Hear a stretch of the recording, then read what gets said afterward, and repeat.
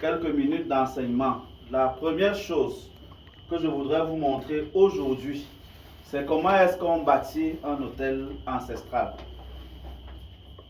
En fait, vous devez comprendre que la manière de s'élever selon nos ancêtres n'est pas la même que partout ailleurs. Chaque culture a sa manière de travailler pour s'élever. C'est-à-dire la manière dont les catholiques font n'est pas la même que les musulmans font, n'est pas la même que les protestants font. Donc vous devez savoir, pour vous qui de temps en temps voulez goûter un peu à ce que font les ancêtres, vous devez connaître comment préparer la table pour leur parler. Ils ont un style de table qu'ils aiment. Pourquoi? Parce qu'ils même l'ont pratiqué à l'époque. Première chose que vous devez savoir, l'autel ancestral, c'est la terre, c'est la nature. L'autel ancestral, c'est la nature. Pour une simple raison, ils ont compris que notre corps est fait de terre. C'est pour ça qu'il ne peut pas manquer la terre quand on fait un rituel ancestral. Tout le monde signifie la terre parce que dans la messe des catholiques, le vin, c'est la terre, par exemple. C'est ce que le vin représente, c'est l'élément de la terre. Mais les ancêtres ne veulent pas représenter la terre, ils veulent qu'il y ait la terre. Ça veut dire que partout où tu te trouves, où il y a la terre, tu peux les louer. Aussi simple que ça. Aussi simple que ça. Donc, il n'y a pas une technique mystique. Il faut qu'il y ait la terre. C'est pour ça que dans toutes les maisons où il y a un connaisseur, il y a toujours un espace où la nature est laissée. On peut y mettre la propreté, mais on laisse les herbes pousser, on laisse la nature s'exprimer. Et parfois, quand tu es donc béni, il y a certaines plantes qui poussent. Comme le roi des herbes, par exemple. Il ne se plante pas. Certains disent même qu'on l'appelle. Mais elle n'est jamais appelée, mais il est constamment chez moi. Les corps de même nature s'attirent. Si c'est que tu brilles, il y aura la terre. Il y aura la terre là où tu es et la bonne terre là où tu es. Donc, l'élément de la nature que vous devez comprendre dans l'autel ancestral, c'est la terre. La terre même, ce n'est pas une image de la terre. Donc, à l'extérieur, là, l'autel est parfait. Première chose. Deuxième chose, on n'honore pas la terre habillée n'importe comment. Faut pas quand même qu'on se trompe. C'est-à-dire qu'il y a un type d'habillement qu'il faut avoir. En général, il faut un habit qui est consacré à ce travail. Un habit qui est consacré à ce travail. Parfois de couleur blanche. Un habit qui est consacré à ce travail. C'est-à-dire que ce n'est pas le même pantalon que tu mets tous les jours, que tu remets quand tu vas aller les ancêtres. Non, il y a quelque chose qu'il faut faire. Il faut qu'il y ait au moins sur toi une tenue qui est consacrée pour ce travail. C'est pour ça qu'il y a des habits, même chez les ancêtres, tout le monde ne peut pas tout et n'importe comment. Quand vous allez dans les chefferies où les traditions sont faites, celui qui a pour rôle de faire le travail, il a un habit à part, qu'il met uniquement quand il a le travail là à faire. Il a des chapeaux, c'est comme ça. Ça ne se fait pas n'importe comment, donc vous devez le comprendre. Troisième chose, il faut être pieds nus. Et moi, on me l'enseignait. Et j'ai vu des vieux prêtres blancs qui venaient ici célébrer la messe pieds nus. J'imagine un peu dans vos superbes paroisses là maintenant aujourd'hui, un prêtre qui se met pieds nus pour célébrer la messe, vous allez l'insulter. Combien nous manque de respect comme ça? Combien nous montre ses les pieds comme ça? Quand est-ce que vous allez comprendre ça? Il faut être en contact avec la nature. C'est pour ça qu'il y a un type de chaussures que les vieux prêtres aimaient porter. Salamandre est là, qu'on appelle là, oui. Il faut que le pied soit en contact avec la nature. Maintenant, les gars aiment les pointillés que vous mettez tous les jours là pour aller. Non. Quand on va, il faut que le pied soit en contact avec la nature. Quand c'est possible, pieds nus. C'est important. C'est pour ça qu'on ne fait pas une libation avec les chaussures. Il faut être pieds nus et courbés. Bon, accroupi, pardon.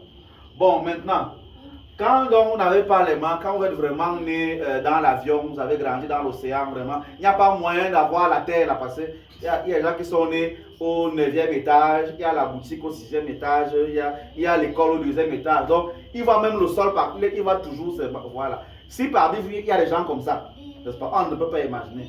Vraiment, bizarrement, c'est que tous ceux qui sont nés africains sont des abéguistes aujourd'hui. Donc, je demande, on fait comment nous sommes dans les immeubles? Vraiment, on ne peut pas. Quand tu pars t'accroupir là, derrière l'immeuble là, on se regarde bizarrement. Et puis quoi? Vous avez déjà vu un musulman avoir peur qu'il fasse sa prière? Non. Arrêtez vous-même. Ne vous arrêtez même pas. Au bord de la route, lui, il s'en fout. Il met sa natte, regarde où son Dieu en paix. Ça vous énerve, c'est pour vous là-bas. Il n'y a que les autres là qui ont peur. Et un temps, je disais que les catholiques ont peur de faire le signe de croix en public. Quelqu'un mange dans un restaurant, avant de faire le signe de croix, il faut réfléchir d'abord. Faire comme ça, la main, le dimanche là. Alors, il fait un mouvement, un genre. C'est comme ça. Quand il va être donné pour elle, j'ai fait le signe de croix comme ça un jour pour bénir mon repas. On m'a regardé bizarrement là-bas, on m'a regardé, je me suis levé. J'ai encore fait le signe de croix sur mon repas comme ça là. Les gens, il faut se mettre autour de moi. Ils disent, ah bon, donc il n'y a pas, donc il y a quelque chose à côté de moi. Mais beaucoup de peureux. Donc, l'autel ancestral, pour revenir à notre sujet, se fabrique comme ceci, se monte comme ceci. Et il n'y a pas d'autel ancestral bâti sans la croix ancre. Donc, quand tu veux faire dans ta maison l'autel ancestral, il faut qu'il y ait la croix ancre. Il faut qu'il y ait la croix-ci. C'est ça qu'on appelle la croix ancre. A-N-K-H. C'est ça. Il faut qu'il y ait ça. J'ai déjà expliqué une fois ce que ça veut dire. J'explique encore aujourd'hui. Parce qu'on dit que la répétition, c'est la mère des sciences. La croix ancre consacre l'importance de la femme et sa supériorité sur le plan spirituel. Ce cercle-ci, c'est le cercle de la vie, qui est l'utérus de chaque femme. C'est votre utérus ici. C'est à l'intérieur qu'il y a la vie. C'est par là que passe la vie. La spiritualité africaine qui met dans la croix ancre célèbre cette vie. Donc, ce que d'autres vous appellent le sexe faible, nous les appelons les reines de la vie. C'est ça, la croix ancre. La croix ancre a une deuxième chose, c'est cette ligne droite. Cette ligne droite, c'est le sexe de l'homme. Chez nous, on n'a pas honte. C'est-à-dire que c'est chez vous qu'on a honte là qu'il faut mettre les habits, machin. Non. Il y a des tenues. Ceux qui ont vu Chaka Kenzagakona, vous connaissez la série là, non? Chaka Zulu, c'est ce que vous connaissez, voilà. Mais le bon nom, c'est ça. Chaka Kenzagakona, c'est son nom. Là-bas, quand il fallait les femmes, en fait, il faut que la femme exhibe, que l'être humain exhibe ce qu'il est. Celle qui a de gros seins doit les montrer. Parce que ça veut dire qu'elle peut faire beaucoup d'enfants. En fait, c'est comme ça qu'on comprenait ça à l'époque. C'était ça, en fait. Maintenant, à un certain rang, et quand tu es déjà marié, ça ne se faisait plus. Mais quand tu es encore sur le marché, pour montrer ta capacité, c'est ça que tu exhibais. Ce n'était pas vraiment à l'époque. L'époque aussi était vrai. L'homme aussi avait un habit qui montrait son immense engin, quand il en avait un. Et c'est pourquoi que choisissais les hommes à l'époque, les femmes. C'était comme ça qu'on se jugeait. Il n'y avait pas de fausses bagarres là. Donc la croix ancre montre ça. La croix ancre montre l'utérus de la femme, le phallus de l'homme. C'est ça ici. C'est-à-dire, et ça symbolise la vie telle qu'elle est. C'est donc quand il y a la rencontre de ces deux-là qu'il y a la vie. Ce n'est pas les plans. C'est ça là. Donc, je ne sais pas comment dire ça autrement. La croix ancre symbolise un acte sexuel. Point final. Et c'est basé sur une histoire, n'est-ce pas? Une histoire mythique parce que c'est jamais arrivé. Mais ça permet de comprendre comment est la vie. C'est ce que d'autres ont copié. Je vous la raconte en 2 mots. Une femme a épousé, enfin un homme a épousé sa femme, n'est-ce pas?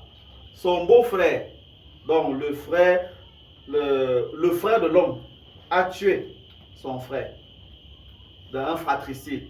Parce qu'il était jaloux que c'est à lui que son père a tout donné. N'est-ce pas? Il a découpé son frère là en 50 morceaux. Il a éparpillé les morceaux là dans tout l'Égypte.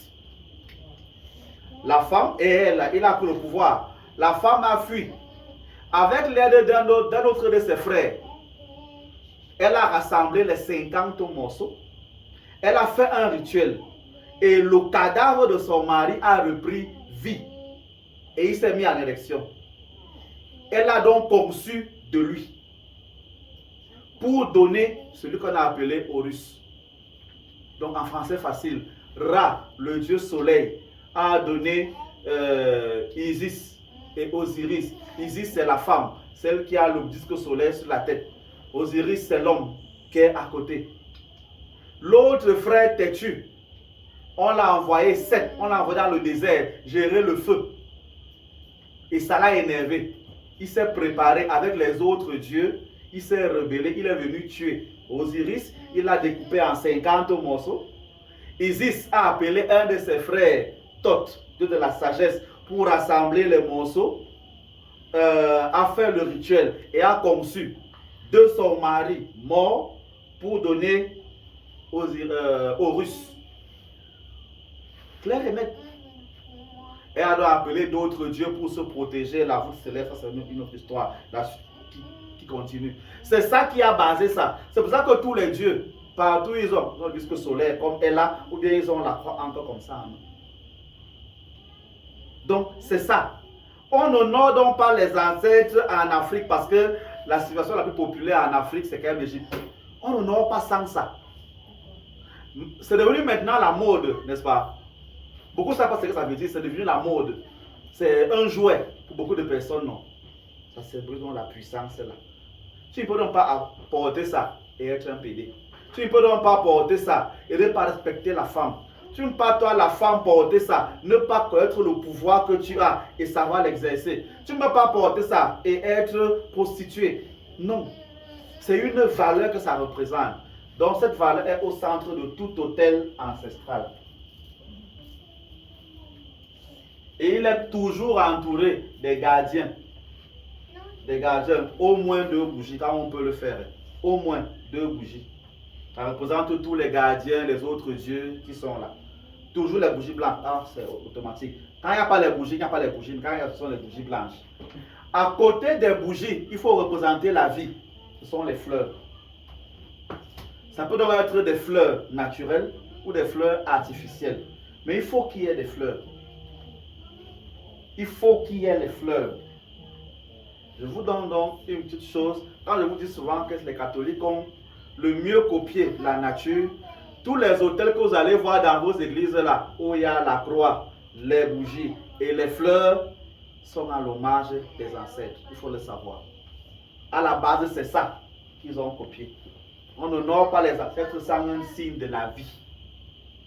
Maintenant, devant toutes ces 3 choses que je viens d'évoquer là, on me donne toujours la terre. Tu vas creuser la terre là où elle se trouve, tu la mets dans un bocal. Certains ont des calebasses, quand on en a les moyens, on a une calebasse, parce que c'est naturel. Comme la calebasse c'est un fruit, on a seulement à enlever la chair. Tu mets la terre à l'intérieur, tu fais tes libations dedans. Quand c'est déjà trop plein selon toi, tu reprends, tu pars verser la terre et tu reprends une autre terre encore, tu reviens mettre et ainsi de suite.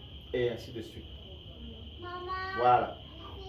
Maintenant, à côté de cette terre pour la libation, en général, il y a donc une bougie qu'on allume. Dans la tradition africaine, on allume la bougie pour l'ancêtre, pour qu'il ait la lumière là où il est. Parce que nous, on a compris que le mort n'est pas... En fait, le mort ne peut plus agir sur lui-même.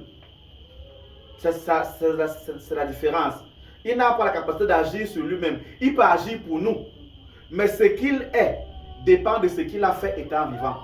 Donc il faut constamment qu'on le nourrisse, qu'on le pousse à travers nos bonnes pensées pour lui, à travers tout ce qu'on fait. Les libations donc qu'on fait, l'eau que tu verses là, c'est que tu nourris ton gars qui est là-bas devant. C'est aussi simple que ça. Ce n'est pas qu'il va boire ça, mais le lien qu'il y a dans ton sang, l'eau permet de... L'eau, c'est le canal qui relie toutes les dimensions qui existent en fait. toutes les dimensions qui existent ont l'eau là-bas. Il y a l'eau partout. Donc il y a l'eau ici, il y a l'eau sur le plan astral, il y a l'eau partout. Il y a l'eau partout. Et c'est grâce à l'eau qu'on traverse toutes les dimensions. Ceux qui ont vu par exemple le film, c'est ce que je cherchais le titre, Constantine, lorsqu'il veut aller en enfer pour voir si quelqu'un y est, il faut qu'il ait les pieds dans l'eau. Il faut qu'il mette le chat à moitié dans l'eau. Voilà. Quand il a envie de réveiller le don de la médium, il faut qu'elle soit complètement dans l'eau. Vous comprenez? Donc on ne peut rien faire sans eau. C'est pour ça qu'on baptise avec l'eau, entre autres. Donc l'eau que tu verses là, c'est en fait tu te connectes à l'eau et tu te connectes à tous les mondes qui sont dans l'eau. C'est ça que tu peux faire une libation à un bon esprit, un mauvais esprit, un ancêtre méritant, un ancêtre errant, à tout. Tu peux le faire, puisque c'est toi qui ouvres la porte. Tu peux faire ta libation et pendant que tu fais ta libation, tu es giflé par quelqu'un d'autre parce que tu n'es pas protégé. C'est pour ça qu'il y a des gens qui font des vidéos pour dire que pour passer de libation là, moi je ne fais plus ça. Parce que j'ai fait ça, je suis tombé malade. La toute première fois que j'ai appelé les ancêtres pour faire ma prière, j'ai eu mal aux dents. Normalement, j'avais mal fait. J'ai commencé à les gronder. Ma joue a gonflé comme ça. Oui. Après, j'ai compris et j'ai continué. Depuis que j'ai fait ça là, je suis déjà mort. Non. Il y a les techniques pour le faire et ça se fait. Donc, on peut allumer dans la bougie sur un autel ancestral. On peut mettre la terre. On peut aussi mettre autre chose. On peut mettre aussi un bol d'eau. On dépose. On peut mettre aussi les céréales, donc le riz, le maïs. On pose là. Qu'on offre donc aux ancêtres. Aussi simple que ça. On peut aussi mettre même l'encens de temps en temps sur l'autel ancestral. Et c'est tout, hein, comme c'est posé là. Chaque fois que tu viens donc, tu offres la bougie, tu laisses la bougie brûler, tu offres un peu d'eau, tu offres les céréales, tu offres ceci, et ça reste là. À un moment donné, tu vas sentir qu'il faut que tu changes. Les céréales que tu as laissées là, tu prends, tu peux verser dans la nature, et tu remplaces encore, et ainsi de suite. Voilà donc ce qu'on appelle un autel ancestral. La libation, c'est ça qu'on appelle la messe ancestrale. C'est une messe. On faisait tout chez nous autour d'un repas. La messe catholique, c'est aussi un repas.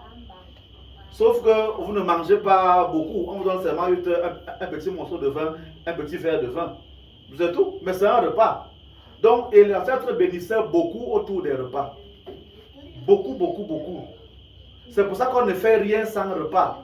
Les célébrations de mariage, de deuil, de dot sont des messes. Et bien, qui sont quand on y fait marche. Donc voilà quelques techniques qu'il fallait que je vous montre. Je vais vous montrer comment est-ce qu'on bâtit un hôtel ancestral. Ceux qui le veulent, ceux qui ont compris, tant mieux. Ceux qui n'ont pas compris, tant pis. Mais il faut comprendre le symbolisme et le pratiquer. Bon, je ne sais pas s'il y a des questions avant que je vous laisse aller vers le suivant. Est-ce qu'il y a des compréhensions ici? On comprenait tout? Dites-moi. Tournez maintenant avec moi. Tu as des questions, tu la poses. Ce n'est pas une question, en fait. Je voulais présenter mon hôtel ancestral à la maison. Moi, j'ai plutôt des plantes. Et généralement, lorsque je fais la libation, c'est souvent avec l'eau de lune. L'eau que je consacre à la lune, c'est ça que je fais ma libation avec. Et je lave souvent même les bijoux et tout ce qui va avec. Est-ce qu'il y a un problème par rapport à ça? Par exemple, les plantes en fait. Non, il n'y a pas de problème. L'eau de lune est faite pour se laver. Donc, si tu pouvais te laver avec, ce serait bien. Oui, ça recharge les bijoux, ça les purifie, ça c'est vrai. Faire la libation avec, pour moi, c'est comme si tu prends l'or, jettes par terre. C'est bon, mais c'est trop précieux pour te verser par terre. Voilà, donc c'est trop précieux. L'eau de lune, on peut se laver. C'est bon pour se laver avec. Tant qu'il ne fait pas encore jour. Oui. Si ça a touché le soleil, tant mieux. Ça redevient l'eau normale. Mais il n'y a pas de problème. En fait, il y a aussi une chose qui est importante, c'est l'intention qu'on a aussi. C'est l'intention qu'on a. Je réponds à une question que j'ai déjà entendue. Donc, ce que tu fais n'est pas mauvais. ça n'a pas de réponse, c'est bon. Beaucoup de gens vont dans d'autres pays et oublient de faire ce qu'il faut faire. Je suis ici à Flan, ce n'est pas le chez moi. Je suis Bokitois, donc je ne suis pas chez moi ici. Je ne peux donc pas faire un rituel sans appeler les gens d'ici. Parce que j'ai trouvé la terre, si je vais la laisser. Mais eux, c'est leur terre. Je ne peux donc pas être en paix ici si je ne suis pas en paix avec eux. C'est important. Si eux, ils avaient consacré la terre ici pour le cimetière, ils ne seraient pas en paix ici.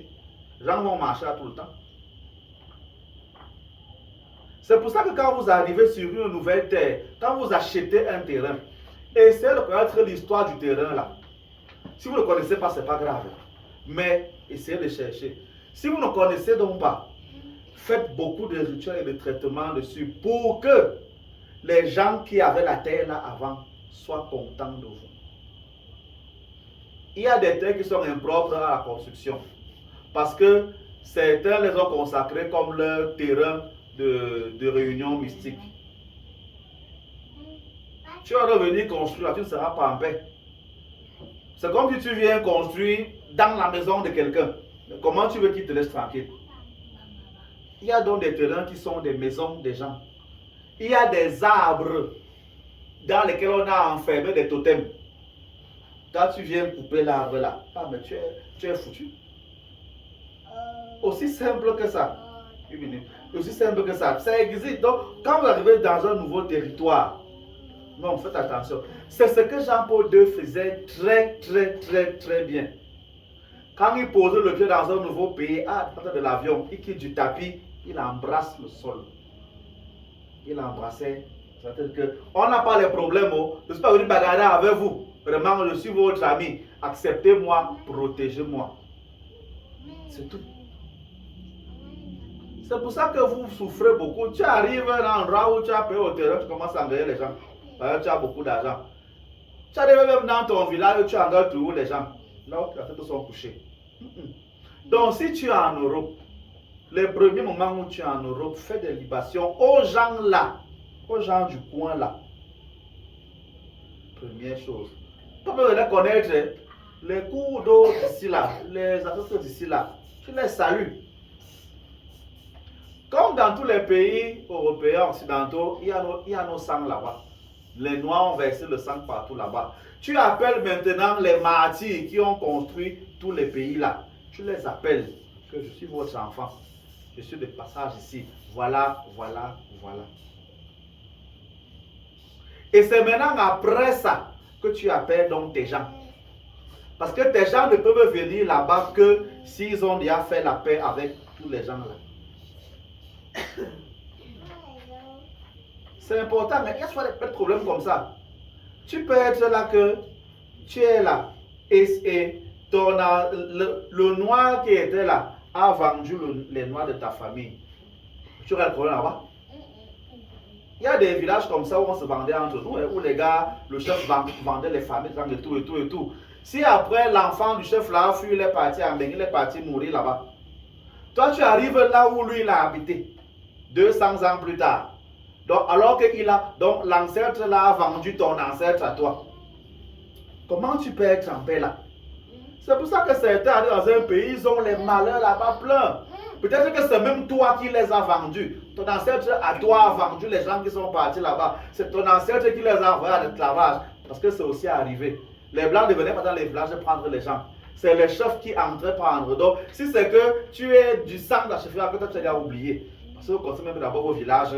Donc, si ton sang a vendu le sang de celui qui a construit la maison là où tu es là, mais il va te pourrir la vie.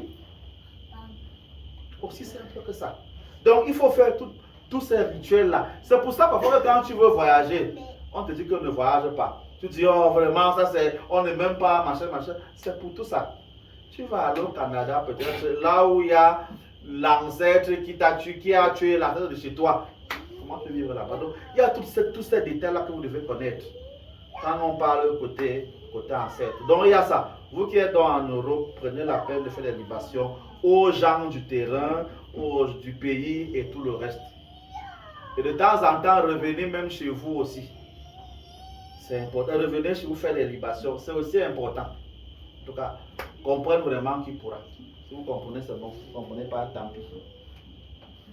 Je suis sûr qu'il n'y a pas de questions, n'est-ce pas? Si vous voulez, gens sont là, quand ils veulent aller dormir.